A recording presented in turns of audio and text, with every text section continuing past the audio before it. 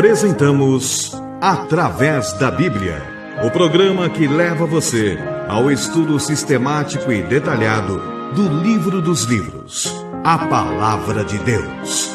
Estes estudos são de autoria do Dr. J. Vernon Magui e apresentados pelo pastor e professor Itamir Neves. Convidamos você, ouvinte, a acompanhar esta jornada através da Bíblia. Querido amigo, estamos iniciando mais um programa da série Através da Bíblia. Quero saudá-lo em nome do nosso Senhor Jesus Cristo, desejando que esse tempo de estudo possa servir para a sua educação e para outros que porventura formem com você o seu grupo de estudo. Eu quero registrar logo no início o e-mail que recebemos de uma querida ouvinte, uma ouvinte assídua da nossa emissora. Ela é da cidade de São Paulo, no estado de São Paulo. Nos dirige as seguintes palavras: Pastor Itamir, paz seja contigo. Sou ouvinte do programa Através da Bíblia. Eu sou uma ouvinte assídua. Tenho gostado muito da programação e dos estudos apresentados. Continue na bênção de Cristo e nos ensinando a palavra de Deus. Que Deus abençoe a todos. Querido irmão, muito obrigado mesmo por suas palavras. Nós também agradecemos a Deus porque Ele tem nos usado. Tem usado os nossos programas para despertar o seu interesse e de outros queridos irmãos para as verdades que encontramos na Bíblia Sagrada. Certamente você já recebeu a nossa resposta à sua indagação, mas agradecendo o seu e-mail, eu lanço o desafio de você que está nos ouvindo exatamente agora, anotar no final do programa o nosso endereço e escrever ou nos enviar um e-mail mandando as suas notícias para nós, seus comentários ou suas perguntas sobre a palavra de Deus. Necessitamos sempre da sua opinião a respeito do programa, mas necessitamos também das suas orações em nosso favor. Por isso nós oramos pedindo que Deus nos abençoe na preparação e na apresentação dos programas. Desejamos sempre que o nome do Senhor Jesus, o nome de Deus, seja glorificado. Assim então chegamos a esse momento, o momento de buscarmos a direção de Deus, a bênção de Deus através da oração, para esse momento de reflexão na sua palavra. Vamos orar. Pai amado, pedimos a sua direção e a iluminação do teu Santo Espírito, para que tudo aquilo que aqui for comentado sirva para a edificação de muitos irmãos e muitos amigos. Senhor, ajuda-nos a testemunhar sempre do seu gracioso amor. Oramos em nome de Jesus. Amém. Fortalece a fé.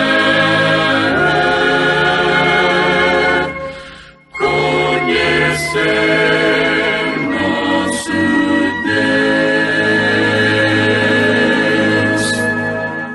Querido amigo, hoje temos diante de nós uma tarefa muito especial de estudarmos o capítulo 7 do Evangelho de Marcos. Nós temos nesse capítulo 37 versículos.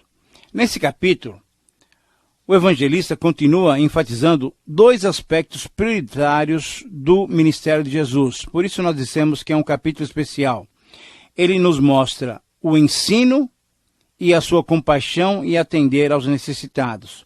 O ensino de Jesus, o seu amor pelos necessitados, são duas ênfases que o evangelista Marcos está nos colocando, nos apresentando nesse capítulo.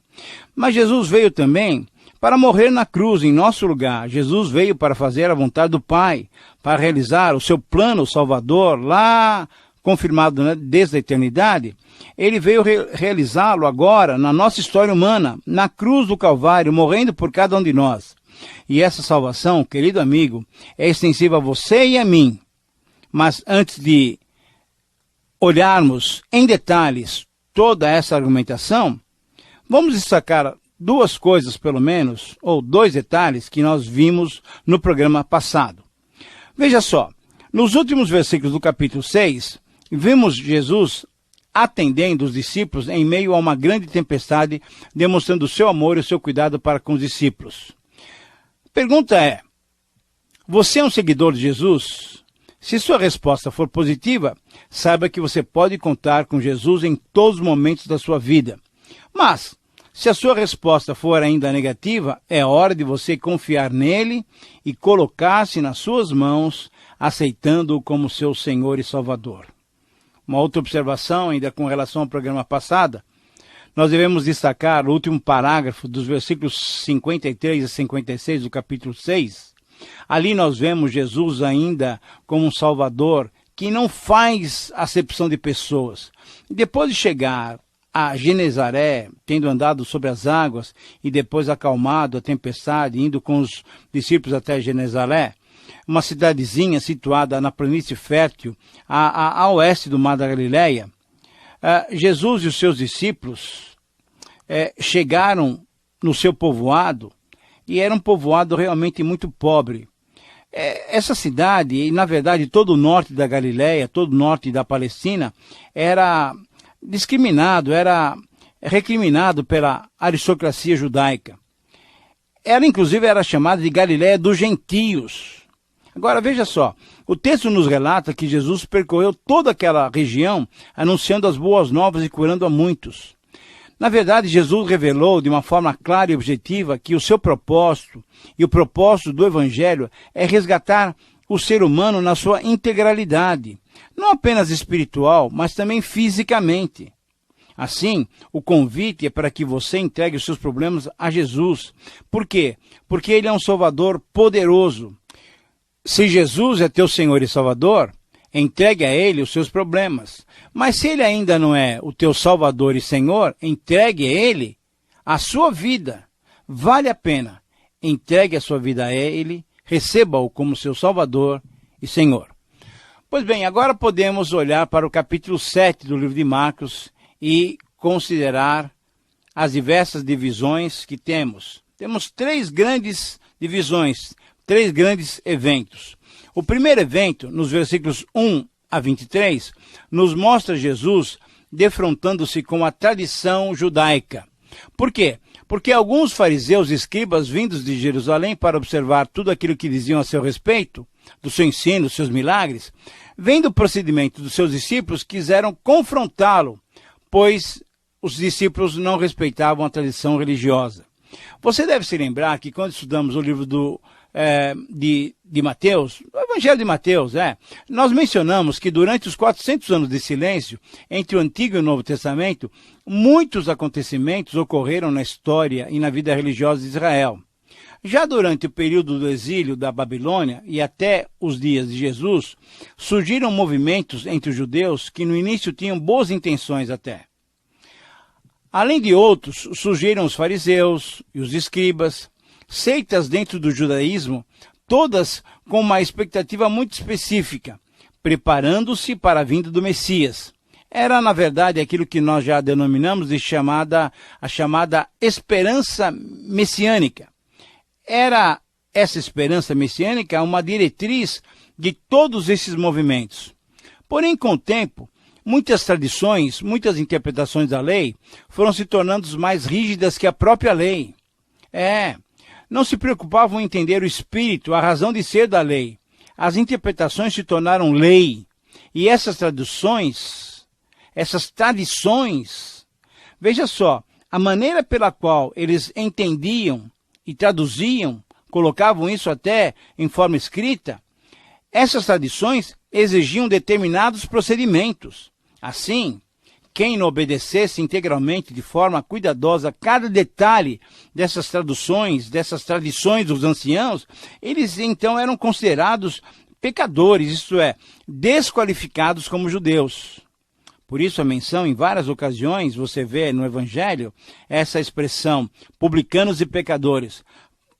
Por que essa expressão? Ora, publicanos eram judeus que trabalhavam como funcionários públicos para o governo romano. E eles eram desprezados pela maioria dos judeus. E os pecadores? Os pecadores eram judeus que não cumpriam as exigências da tradição dos anciãos. Enquanto isso, o grupo dos religiosos, fossem eles os fariseus, saduceus, escribas, professores da lei, eles se achavam puros, respeitadores da lei. E assim, eles eram os únicos verdadeiros filhos de Abraão. Pois bem, foi com esses que cumpriram a letra da lei, que se preocupavam com a motivação da obediência rígida aos detalhes da lei, é que Jesus sempre teve atrito. Agora, você sabe me dizer por quê? Porque Jesus enfatizava o interior, a motivação, o espírito com que se desenvolviam as práticas religiosas. Jesus, na verdade, os acusava de serem hipócritas, isso é, de serem falsos. É uma palavra dura, mas é essa palavra que Jesus usou. Eles eram sepulcros caiados, onde por fora tudo se vê muito bonito, tudo pintado. Mas no interior, o que se vê? Podridão, imundície e morte. Então, nesse primeiro evento do capítulo 7, Jesus confronta mais uma vez essa maneira inadequada e superficial de nos relacionarmos com a lei. O confronto é com os fariseus e com os escribas. Eles eram inimigos de Jesus e queriam destruí-lo. Jesus era amado pelos apóstolos, pela multidão, muitas vezes, mas era odiado e perseguido pelos fariseus e pelos escribas, pela liderança judaica. Mas, olha, não se admire muito não, o mundo continua exatamente assim. Uns se colocam a favor de Jesus, mas outros se colocam completamente em oposição e se colocam contra Jesus. A pergunta para cada um de nós é, e eu quero dedicá-la a você especificamente, você, qual é a sua posição em relação a Jesus? Você pode dizer que faz parte de uma denominação cristã. Não, mas a pergunta que estou fazendo é outra.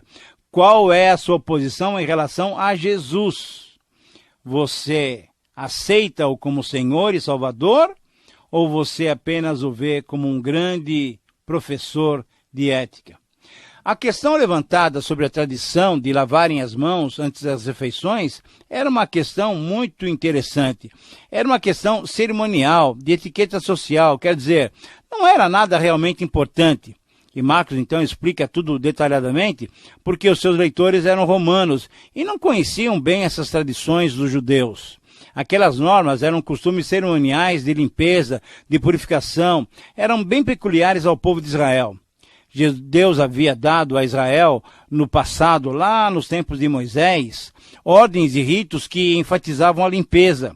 Quando terminarmos os estudos em Marcos, nós vamos começar os estudos no livro de Levítico, e ali, então, nós vamos perceber que se enfatiza muito a santidade que o povo devia ter para se relacionar com Deus. Deus tinha dado certas ordens, porém, os judeus haviam criado as suas tradições, as suas interpretações, as suas traduções, eram coisas bem pessoais e longe muitas vezes da vontade de Deus. Foi baseado nessas tradições humanas que os fariseus e escribas foram questionar com Jesus. Jesus não reconhecia essas tradições humanas. Eles estavam condenando os discípulos de Jesus porque eles comiam sem lavar as mãos. Veja só. Para eles, isso representava um grande pecado, mas para Jesus, esse conceito dos fariseus era baseado numa premissa falsa. Havia um grande afastamento da intenção da lei, do espírito da lei. Eles estavam praticando uma religião que valorizava mais o ritualismo, mas que não se importava com o amor, com a misericórdia, com a fé, que eram atitudes que vêm do coração das pessoas. Jesus, então, respondeu-lhes o seu questionamento, citando as escrituras tão veneradas por eles mesmos. Jesus não citou as leis, Jesus citou o profeta Isaías. Veja só o versículo 6. Jesus repete as palavras de Isaías, que são as seguintes: bem profetizou Isaías a respeito de vós, hipócritas, como está escrito. E aí Jesus fala: esse povo honra-me com os lábios, mas o seu coração está longe de mim. E em vão me adoram, ensinando doutrinas que são preceitos de homens, veja só. Negligenciando o mandamento de Deus, guardais a tradição de quem? Dos homens. E Jesus ainda lhes disse: jeitosamente rejeitais o preceito de Deus para guardardes a vossa própria tradição. Querido amigo, Jesus tratou os seus inimigos chamando-os de hipócritas. Um hipócrita hoje significa um religioso fingido. Uma pessoa que simula ser boa, porém não é. Uma pessoa que tem uma aparência de piedade, mas no fundo, lá no interior, é uma pessoa muitas vezes maldosa. Foi com esse sentido que Jesus usou essa palavra. Ele dirigiu essa palavra aos fariseus e escribas. Essa era uma palavra usada para descrever um ator. Esses inimigos de Jesus eram como atores que fingiam viver uma realidade que, na verdade, não era a sua. Eles passavam por algum ritual religioso, mas não tinham vida, não havia autenticidade na sua vida. Os lábios podiam dizer uma coisa, porém o coração estava sentindo uma outra verdade. Eles eram como que bonecos nas mãos ou nos joelhos de um ventríloco. Mas esse mal, querido amigo, veja só, não era um mal apenas daquela época. Não era um mal apenas, uma peculiaridade apenas dos fariseus e escribas. Infelizmente, há muita gente hoje que se diz cristã e que também recebe os sacramentos da igreja, fazem todos os demais ritos, sem terem passado por uma genuína experiência de transformação espiritual. Não houve conversão. Não há coração, não há autenticidade de vida, não há uma vida espiritual. Muitas denominações ficam com as tradições cristãs e perdem a Cristo. Agora, o cristianismo é Cristo. O cristão verdadeiro vai a Cristo diretamente pela fé. Por quê? Porque o cristianismo é Cristo. Essa é a razão porque muitas religiões ou ramos do cristianismo, que antes serviam a Deus, hoje estão longe dos princípios do Senhor, servindo as tradições humanas, sem Deus. Mas no versículo 10, Jesus, ainda usando as escrituras do Antigo Testamento, exemplifica o seu ensino, citando o seguinte: pois Moisés vos disse, honra teu pai e tua mãe, e quem maldisser o seu pai ou sua mãe, seja punido de morte. Vós, porém, dizeis, se um homem disser ao seu pai ou à sua mãe, aquilo que podeis aproveitar é corbã, isto é, oferta ao Senhor, então o dispensais de fazer qualquer obra em favor do seu pai ou em favor da sua mãe. E com isso, vocês estão invalidando a palavra de Deus pela vossa própria tradição. O que Jesus está dizendo com essas palavras? Jesus está condenando os fariseus de uma maneira muito clara. Os fariseus estavam se descuidando de cumprir os seus deveres para com os seus pais, porque se desculpavam, dizendo que estavam dando ofertas para o templo, vamos dizer assim, para a igreja, e por isso não se sentiam na obrigação, no dever de ajudar os seus pais já idosos. Jesus condena firmemente isto, severamente até. É que aqueles que não quisessem ajudar o pai ou a mãe, de acordo com essa tradição dos fariseus, quando eles se tornavam bem idosos, então eles se colocavam necessitados até dos filhos que eles tinham criado até agora. Então, esses pais não tinham apoio dos próprios filhos. Por quê? Porque eles davam uma desculpa, eles dedicavam as suas possessões ao templo, ao sacerdócio, e isso então era chamado de corbã, que quer dizer oferta. Ora, com essa contribuição para o serviço religioso, eles se achavam completamente desobrigados em relação aos seus pais, que agora estavam dependentes deles. Então, passavam essa obrigação, essa responsabilidade para o templo ou para o Estado. Esta era uma tradição perniciosa que contradizia o princípio da lei de Deus que mandava honrar o pai e a mãe até o fim. Muitos hoje em dia estão nesse perigo de cometerem exatamente essa mesma falha quando deixam de assistir os seus pais já cansados, mais idosos, necessitados até do seu dinheiro para fazerem frente às despesas. Essas pessoas, chamadas cristãs, entregam seus dinheiros, os seus valores, as suas finanças a determinadas organizações. Agora, querido amigo, uma coisa não substitui outra. Muitos cristãos estão querendo fazer isso, mas não estão querendo se envolver pessoalmente com seus pais. Cuidado com isso. Há responsabilidades pessoais que devemos cumprir, que não podemos transferir para outros. Agora, depois então de mostrar como eles mesmos, os religiosos, burlavam o significado da lei, então Jesus convocou a multidão, aos fariseus, aos escribas, e lhes disse o que de fato contamina o homem. Não era a falta de lavar as mãos, mas o que contamina o homem é o que está no seu coração. E depois, em separado, em casa, explicou aos seus discípulos o significado das suas palavras. Jesus quer que compreendamos que aquilo que vem de fora, o que entra no homem, não pode contaminar, porque não entra no seu coração. Veja só, o alimento que entra na boca e vai para o sistema digestivo não contamina o homem. E assim, Jesus também considerou puro todos os alimentos.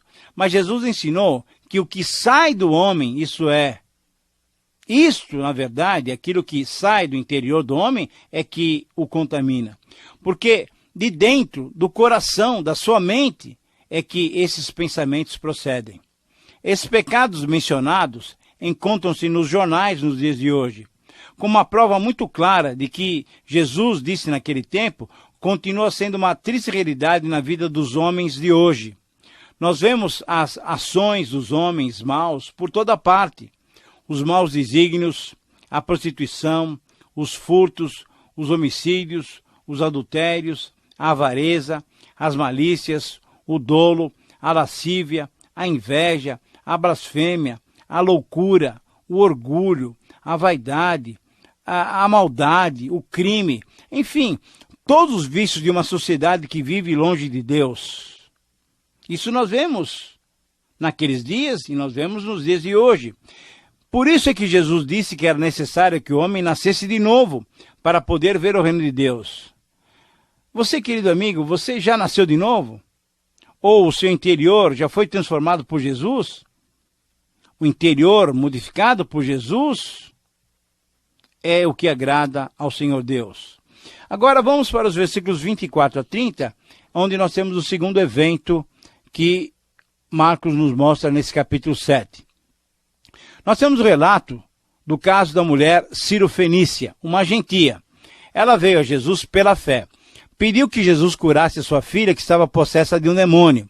Jesus, testando-lhe a fé e a persistência, até de uma forma, como que podemos dizer, até pejorativa, disse-lhe o seguinte, que não era bom dar comida dos filhos para os cachorrinhos. Com essas palavras, Jesus mostrou também que o plano divino, que era a salvação, ela fosse apresentada primeiro aos judeus. Aí depois poderia ser entregue também aos gentios. Mas ao concordar com Jesus, a mulher argumentou e disse que os cachorrinhos também comiam, também se alimentavam das migalhas que caíam da mesa dos filhos, das crianças. Caíam migalhas das mesas das crianças. Essas migalhas ela estava pedindo para sua filha. Essa humildade da mulher, acompanhada da sua grande fé, levou Jesus a dizer simplesmente o seguinte, por causa dessa palavra, podes ir, o demônio já saiu da sua filha. E voltando ela para casa, achou a menina sobre a cama, pois o demônio a deixara. Ah, querido amigo, Jesus expulsou o demônio à distância. A distância, na verdade, não representa para Jesus nenhum obstáculo. O poder de Jesus supera toda e qualquer distância, qualquer dificuldade. Quando a mãe chegou em casa e encontrou a menina completamente curada, a mãe louvou a Deus, agradeceu a Deus. Esse milagre mostra, então, que Jesus é tão poderoso que não precisa estar presente em pessoa, fisicamente, para libertar alguém. Jesus é tão poderoso que supera os nossos impossíveis. Tenha fé em Jesus. Humilhe-se diante dele. Persista. Jesus é maravilhoso e pode abençoar. Estamos chegando ao final do nosso programa e agora temos ainda o terceiro evento, nos versículos 31 a 37. Esse último evento é o relato da cura de um surdo e gago. E o texto diz assim, de novo se retirou Jesus para as terras de Tiro e de Sidom até o mar da Galileia. Então lhe trouxeram um surdo e gago. E Jesus, então, erguendo os olhos para o céu, suspirou e disse, Efatá, que quer dizer, abra-te. Então, os ouvidos se abriram e logo também se lhe soltou o empecilho da língua e ele falava desembaraçadamente. Querido amigo, para Jesus não há doenças ou enfermidades que ele não possa curar. Os métodos também que ele usa são diferentes De um caso para o outro são diferentes. O povo então ficou maravilhado com Jesus, dizendo: tudo ele tem feito esplendidamente bem. De fato Jesus faz assim. Tudo que ele faz é muito bom, é perfeito. A ele devemos nos achegar então com confiança e fé, pois ele mesmo disse: tudo é possível ao que crê. Você crê nisso? Você tem experimentado Jesus dessa maneira? Entregue então a ele a sua vida e os seus problemas, confie e descanse no Senhor Jesus. Querido amigo, nós estamos chegando então ao final do nosso tempo de estudo. Nós somos gratos a Deus por sua companhia e por sua capacitação. Que o Senhor te abençoe. Um grande abraço.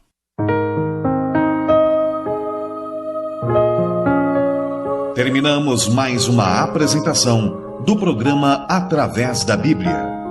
Esperamos que você nos escreva, dando a sua opinião sobre o que ouviu. O nosso endereço é Caixa Postal 18.300, CEP 046-26970, São Paulo, capital.